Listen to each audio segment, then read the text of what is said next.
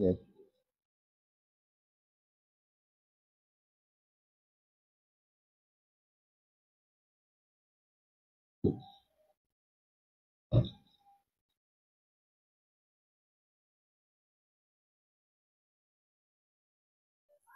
Kau buat apa tu?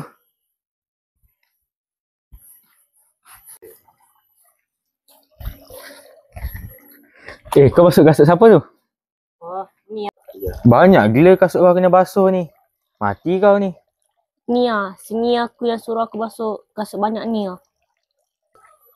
Kau bagi tahu siapa yang beli kau? Okey, sekejap ada dia datang, aku tunjuk siapa. Tak apa, aku ajar sini kau nanti.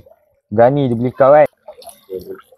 Sini aku ni memang terkenal dekat sekolah ni. Dia kaki buli kat sekolah ni. Alah, tak apa. Biar aku ajar dia. Weh, dia datang. Mana? Biar aku ajar dia. Cuci tu cepat sikit. Banyak lagi kat atas tu yang nak cuci. Suruh cepat weh. Banyak gini.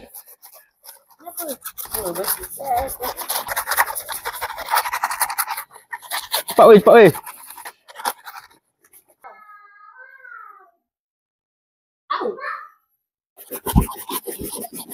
Cikgu datang. Mana?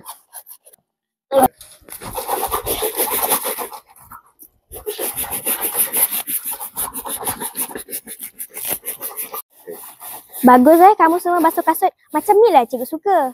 Kamu janganlah bully satu sama lain. Baik, cikgu.